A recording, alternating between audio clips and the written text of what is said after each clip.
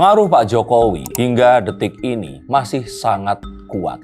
Bahkan saat beliau sakit pun dianggap bahwa kesaktiannya ini belum memudar. Dan Pak Prabowo yang seharusnya mungkin saja bisa segera merajut kemesraan dengan Bu Megawati Soekarno Putri untuk menariknya masuk ke koalisi, ini belum juga bisa terwujud karena Pak Jokowi ini dianggap masih menghalang. Dari mana sebenarnya ajian kesaktian Pak Jokowi ini? Di gunung mana beliau bertapa?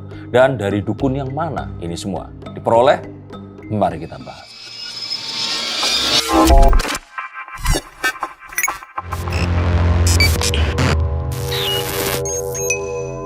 Halo Sainsikers, kembali berjumpa bersama saya, Denny Darko. Tidak ada yang namanya misteri, yang ada adalah tanda-tanda yang kita semua coba untuk mengerti. Saya akan membongkar dari mana asal kesaktian Pak Jokowi. Yang mana kalaupun ini ternyata diketahui dan didengar oleh orang istana, mereka pasti akan sulit untuk membantahnya. Dan untuk kalian yang masih tidak percaya, coba bantah saya kalau bisa. Isu tentang kelunturan dari kesaktian Pak Jokowi sempat santer gitu, termasuk juga sampai saat ini karena Pak Jokowi bisa sakit dan lain-lain. Lantas kesaktian yang mana ya? Ini kesaktian yang diperoleh dari sebuah tempat di tepi sebuah danau yang sangat besar, di mana ada sebuah pulau di tengah danau itu tadi. Nah, kesaktiannya berasal dari tanah Sumatera. Kalau boleh saya katakan lagi, ini sepertinya di tanah Toba. Dan kesaktian itu ini bukan berupa sebuah benda. Jimat itu adalah manusia bernama Luhut Binsar Panjaitan. Saya kira ini yang mungkin orang-orang yang mengikuti politik Indonesia, terutama 10 tahun ke belakang, akan segera tahu mengapa saya mengatakan hal itu.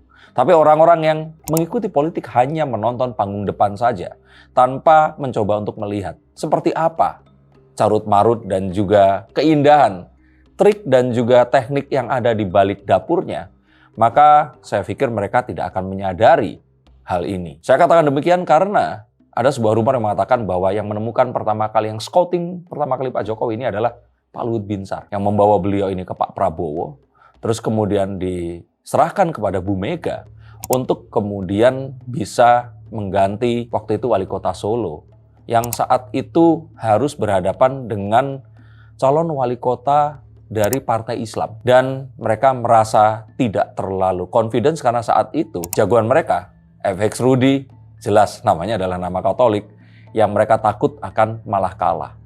Nah, dengan kalau kita bilang casting yang bagus dan sebuah upaya yang mumpuni, akhirnya lahirlah seorang Jokowi yang terus kemudian menjadi wali kota Solo, menjadi gubernur Jakarta, dan 2 periode, nyaris 3 periode menjadi presiden Indonesia. Dan saya melihat bahwa ini semua melalui sebuah kawalan yang tidak pernah berhenti dari seorang Opung. Mas Denny Darko bisa dibilang seperti itu karena kemarin pun Opung nampaknya jenguk Pak Jokowi. Ya, dan jenguknya ini kan berbeda ya sama yang lainnya gitu loh. Dan saya pikir Opung pun ini melihat Pak Jokowi itu seperti, nah, kalau kita bilang, orang ada yang bilang ini manajernya Pak Jokowi atau mungkin ya kalau di dunia keartisan.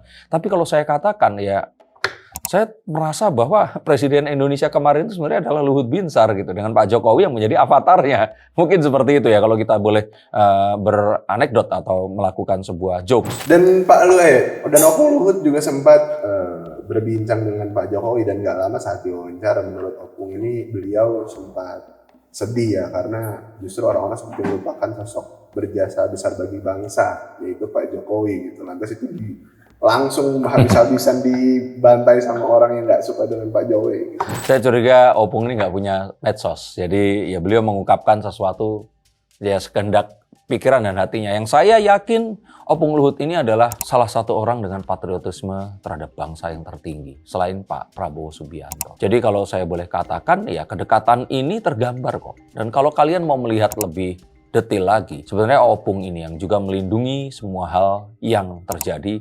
Dan maka karena itu bisa saya katakan ajian kesaktian Jokowi ini adalah seorang Luhut Binsar Panjaitan. Apakah juga yang saat ini bahasanya mendalangi kali bahasanya kedekatan Pak Jokowi dan Pak Prabowo, seolah-olah Pak Jokowi ini apa? Oh iya itu juga pasti. Karena selain itu saya ingin menambahkan juga bahwa Pak Jokowi ini adalah jimatnya Pak Prabowo. Jadi saya pikir Pak Prabowo ini memiliki 2 jimat, Pak Jokowi dan Opung Luhut ini tadi. Mengapa demikian? Karena jika kalian mencari berita, jadi waktu itu Pak Prabowo sedang di-exile atau diasingkan di Yordania. Dan beliau ini tidak boleh pulang ke Jakarta. Waktu Pak Sumitro Djihadikusuma almarhum ini meninggal dunia, Pak Prabowo ini mendatangi abangnya, kakak kelasnya, kakak angkatan mentornya lah, seniornya dulu di Akabri, yang saat itu menjadi dubes di Singapura. Meminta tolong. Dan dengan kesaktian Pak Luhut, Pak Prabowo itu akhirnya bisa menemui orang tuanya ini dan terus kemudian beliau bisa melihat untuk terakhir kalinya. Dan saya pikir ini adalah sebuah budi baik yang nggak akan pernah bisa terbayar. Dan ya satu-satunya orang yang bisa wow itu kan cuman ya Opung Luhut dan Mbak Mega kan kalau buat Pak Prabowo seperti itu. Jadi saya pikir ini tidak hanya karena mereka satu alma mater di Akabri saja, tetapi kedekatannya ini melebihi dari ya korsa di antara mereka di militer ini. Tapi kalau misalnya bisa kita katakan pada akhirnya Opung yang men-set mereka berdua, maksudnya antara Pak Prabowo dan Jokowi dengan kedekatan yang juga memiliki job desk masing-masing, akankah tetap bisa dikatakan berarti ada matahari kembar itu tetap bisa dibilang seperti itu? Bahkan kalau kita bilang mungkin mataharinya kembarnya 3. Tapi saya lebih ingin melihat ini sebagai Tritunggal. Melihat mereka ini tidak terpisah menjadi sebuah elemen yang memiliki kepentingan masing-masing. Karena mereka bertiga memang memiliki kepentingan untuk, kalau saya pikir ya di sini itu mengurangi bagaimana oligark ini menguasai Indonesia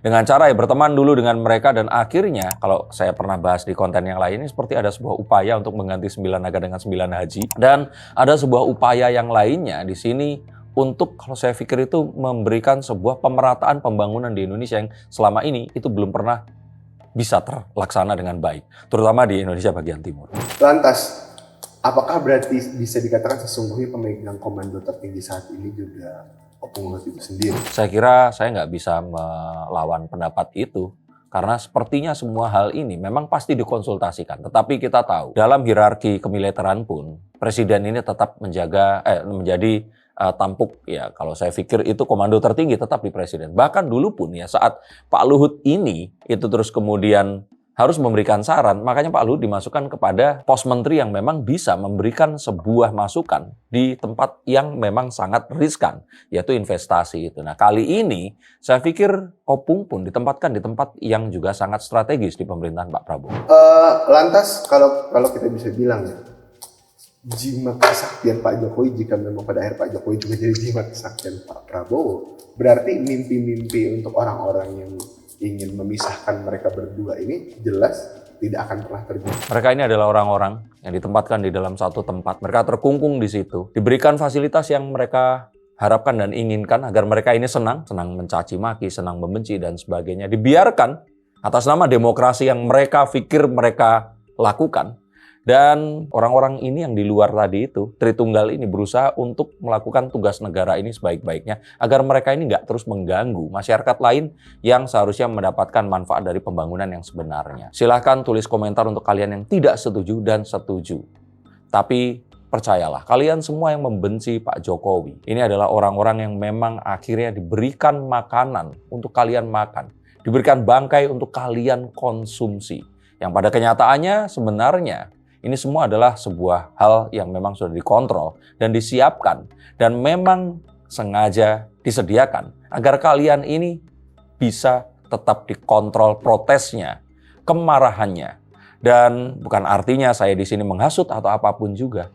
Karena dalam kondisi seperti sekarang ini dengan dinamika geopolitik yang tidak menentu dan media sosial yang semakin liar, saya pikir orang-orang yang merasa bahwa demokrasi harus ditegakkan dengan cara melakukan sebuah upaya gangguan terhadap kestabilan pemerintahan, ini memang harus dikontrol dan tidak diberikan kesempatan untuk melakukan gangguan terhadap apapun yang akan dilakukan ke depannya. Tapi bukan artinya demokrasi Pancasila ini tidak bekerja.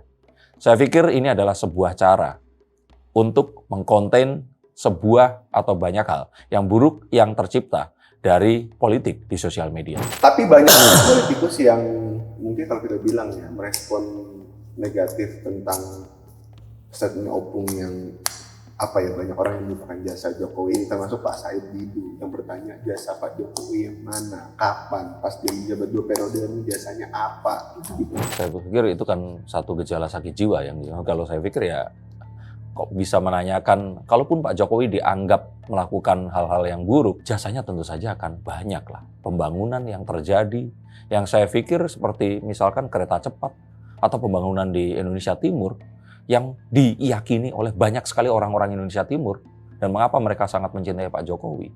Saya pikir itu sebuah hal yang ya kalau nggak buta hati, mau gimana cara nggak melihat itu gitu. Tapi itu tadi, ini adalah masa di mana dalam sosial media pengkutupan atau polarisasi itu memang sejatinya pasti akan terjadi. Dan memang sulit untuk menarik orang-orang ini kembali. Sama seperti saat Pak Jokowi dan Pak Prabowo, saat mereka ini saling menjadikan salah satunya, ini nemesisnya. Tapi akhirnya mereka pun bersama. Dan sejatinya jika nanti PDIP ini bisa ditarik untuk bersatu lagi dalam koalisi, maka orang-orang seperti yang tadi disebutkan, ini nggak memiliki rumah lagi. Perlahan-lahan pijar lampu yang mereka nyalakan ini akan meredup. Perlahan-lahan semangat mereka ini akan mulai hilang. Dan mereka akan menanti waktu lagi di 2029 agar mereka bisa melakukan keonaran. Apakah yang saya katakan ini sejalan dengan kalian?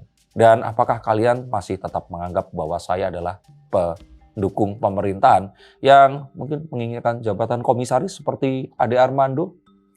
Tapi apapun itu, silahkan kalian tonton hingga selesai dan ikuti lagi. Karena nanti saya akan mencoba untuk membahas mengapa ada sebuah pernyataan di mana Jokowi sebenarnya sudah selesai dan kini saatnya menyudahi Gibran Rakabuming Raka. Ikuti terus konten saya. Terima kasih. Sampai jumpa dan salam.